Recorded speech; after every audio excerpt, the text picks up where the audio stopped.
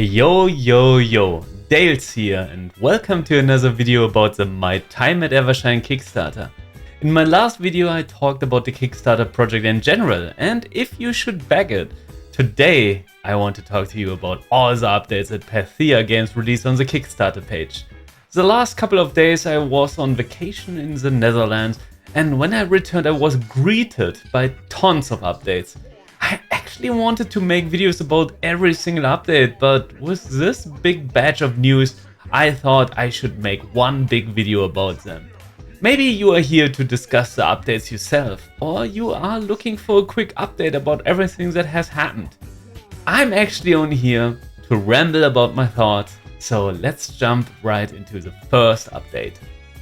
The very first update was all about reaching the 200k goal of the Kickstarter project, and that in only 35 minutes. It's still crazy to me. As I said in my last video, that tells a lot about the fandom and its trust in the developer. It also marks reaching the first stretch goal, an in-game Kickstarter shirt for everyone. Honestly, I don't really care that much about this in-game item.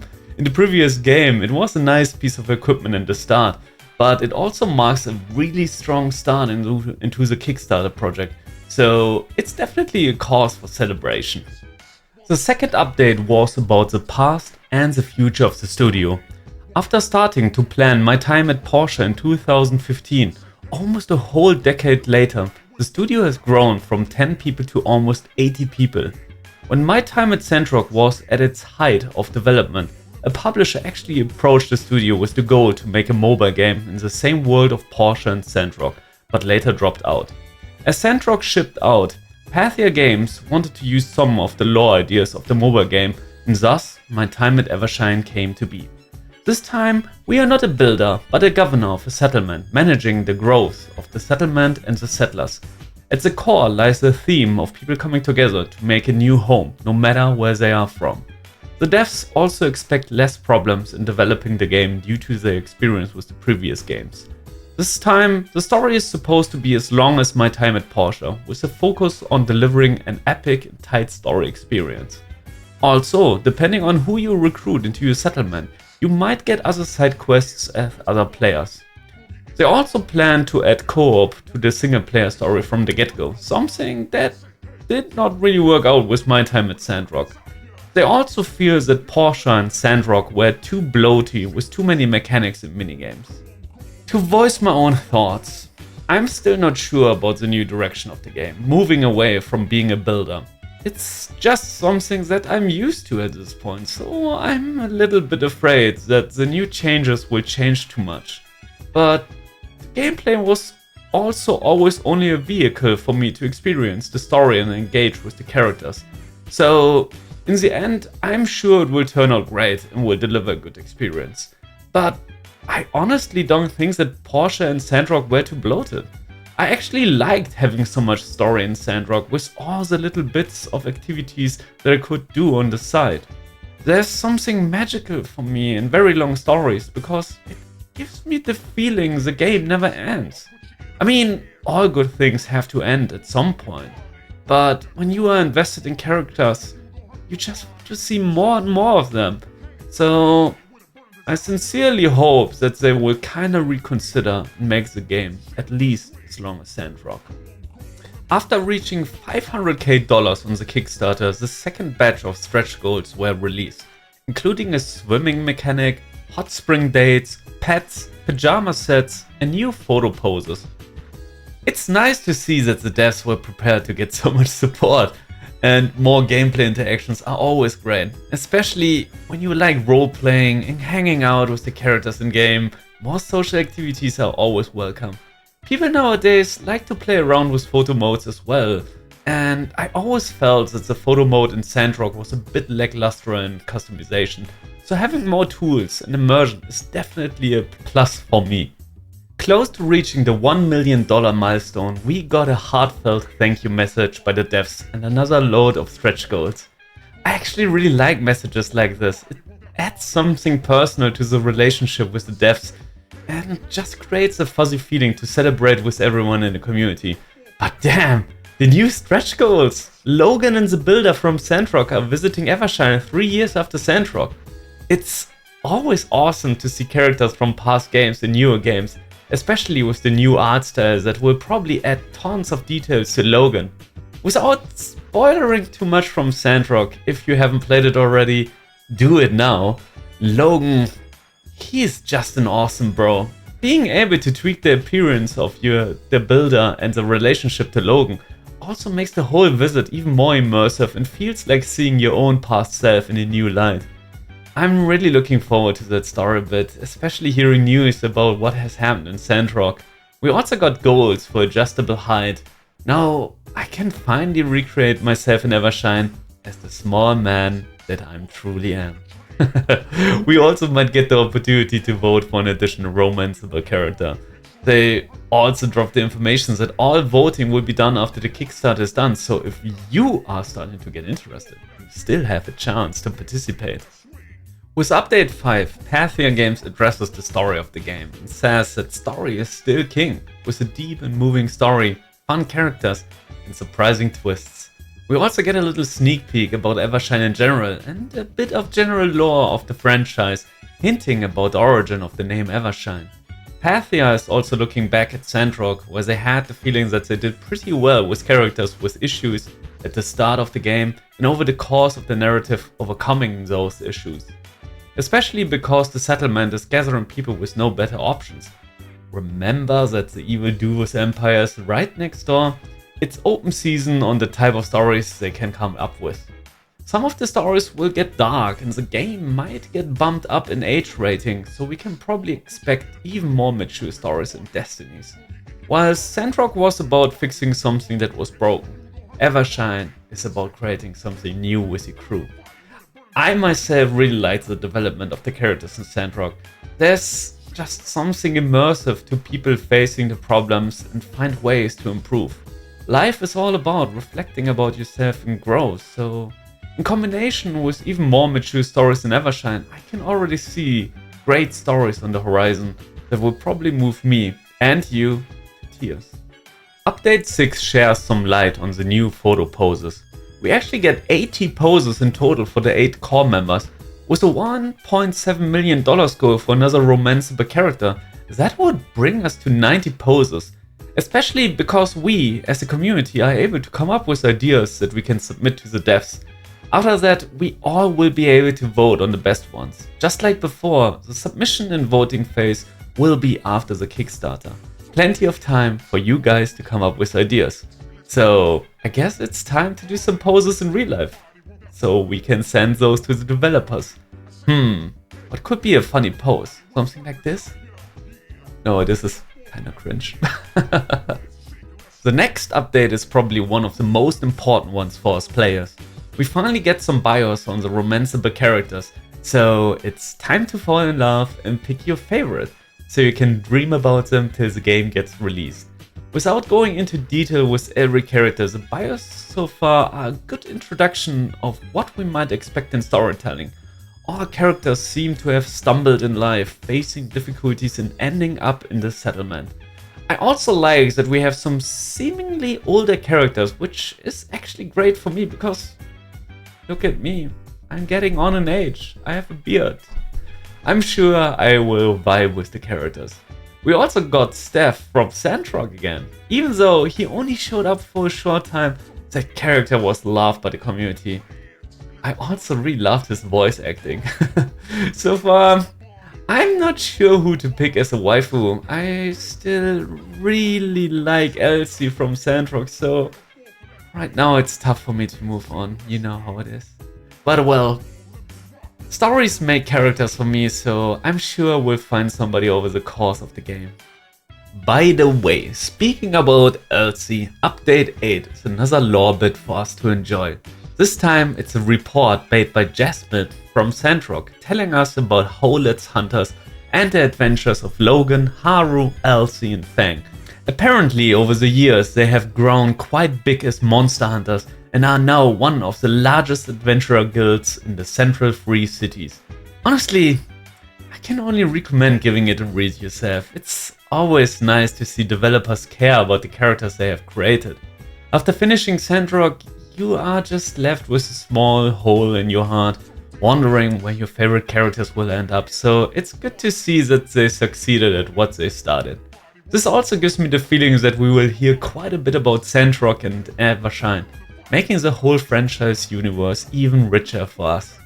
With update 9, Pathia introduces more flexibility to your Kickstarter pledge, after the community gave feedback to the backer items. Now you can add add-ons to your pledge, so if there's an in-game item you want, but don't want to go higher in tiers, this might be the way to get what you really want. Always great to see that Pathia is actively listening to us and trying to make everything enjoyable for us. Update 10 is a bit funny in its own way for me, because everything has been moving so fast. The devs seem to kinda struggle showing off stuff because they still prepare a lot of things.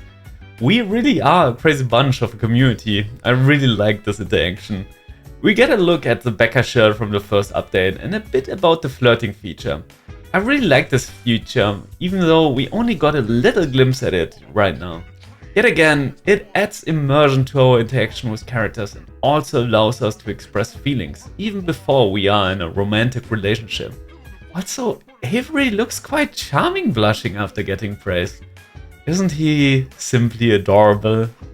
Update 11 was a small update about the devs working on the next batch of add-ons for your Kickstarter pledge, including a small survey about the console preferences. As far as I remember, there were a few problems with the console version of Sandrock, so it's probably a good thing that they collect feedback by the console players. Honestly, not much to add here from my side, because I played the games on PC, but well, discussions with the devs is always a good sign, I guess. And here we go. With update 12, we already reached $1.4 million, and with that we unlocked the option to adjust our character's height. Right now there's not much more info about that, but the devs are already working on proof of concept tech demos, so we can get a closer look. With $1.7 million as the last goal, it's actually quite possible that we reach that stretch goal. So the devs came up with the idea to vote for us what a possible $2 million goal could be. Because this vote was linked to the Kickstarter project itself, the vote already has ended. The winner of the vote was player body customization. Together with height customization, this would allow us to adjust our build, making us more muscular, heavier or slimmer. It would also allow us to tweak features like shoulders, arms and character age. This definitely allows for even more immersion through inserting ourselves into the game. I can only hope that this time we get proper beards as well, because the beard in Sandrock looked a little bit like a slapped-on disguise. So, in regards of updates, we are finally on the home stretch. Get it? Like stretch goals? Never mind. Update 13 is about Kickstarter project add-ons again. This time we get the option to get even more of the exclusive in-game items as add-ons, like the gala attire, an alternative pet, or town decoration. Depending on what you want, you get even more flexibility. I welcome this change, just like with the other update about add-on items, because this way you can build your dream bundle while supporting the project. And every support counts, so we can get more romanceable characters.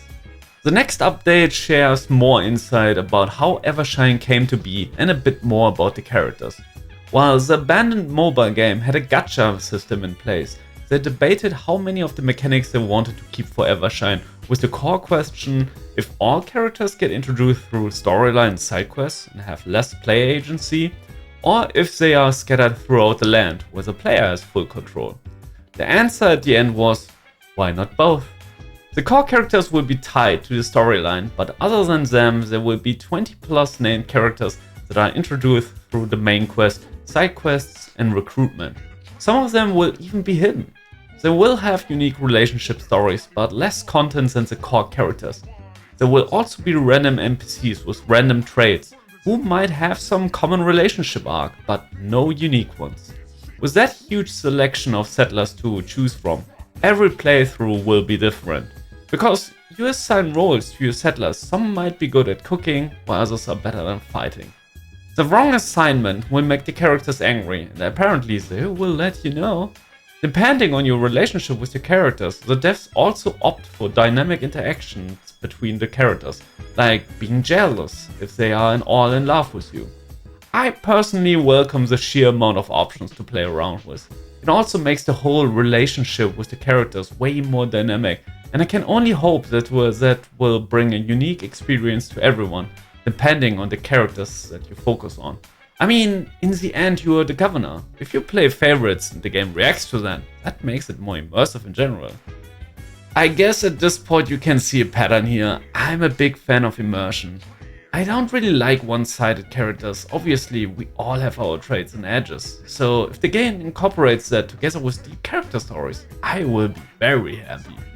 Only 2 more updates to go, then you guys are free from my rambling. Update 15 shares another piece of lore of the world with us, this time putting focus on the conflict between the free cities and the empire of Duvos.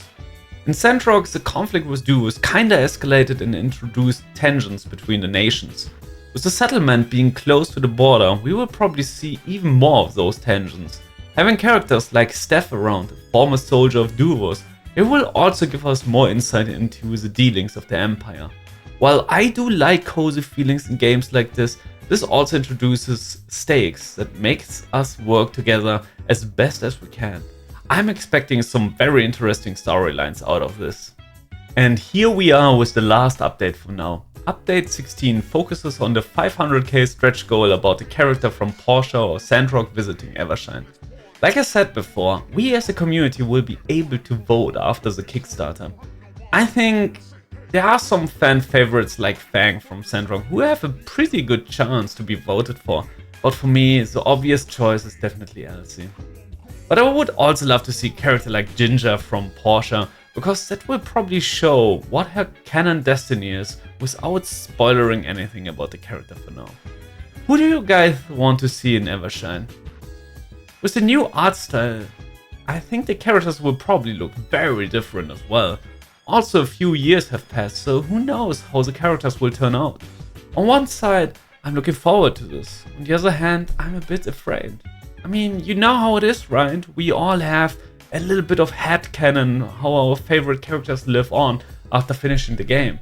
Maybe it would be best to just see some sort of bro character and hear the tales. Or, in Cooper's case, sit through 6 hours of him rambling, just like me in this video. Hey guys, surprise! Post-edit Dales here. Obviously the devs dropped another update after I finished recording, so I definitely have to add this one as well. I also just returned from the gym, so I am a bit exhausted, so please bear with me. Update 17 is about a 300k bathtub goal and the 400k player voted interaction. Bathtubs, huh? Not sure right now how to feel about this one. I guess it adds a nice touch to living in the settlement combined with gameplay features like buffs. We all know that it's a nice feeling to soak in a hot bath after a long day at work, so this adds much needed relaxation. I guess it would be nice to take a bath with your special someone as well, but for that we have the hot spring date, right? The player voted interaction is of much more interest to me actually. This one is all about a romantic interaction with your partner. For example, in Sandrock, your romantic interactions were limited to a kiss on the cheek or a real kiss. So it would be great to add something that adds a little bit more of affection, like a back hug, or the option to caress the cheek of your partner. Maybe even a cute head pat. Like with all the other voting options, submission and voting takes place after the Kickstarter campaign. Whew! That was a long video. If you have watched till the end, or if you only watched tidbits, thank you very much for sticking around. It's just a great joy for me to be able to talk about this franchise and hopefully even introduce some new people to it. Or for the next couple of updates, I will prepare smaller videos. Like I said, this video is big due to me missing all the updates because of vacation. But if you like this content, I hope we will see each other in more videos. Let me know in the comments which update sparks the biggest joy in you. And as always, take care and have a good one.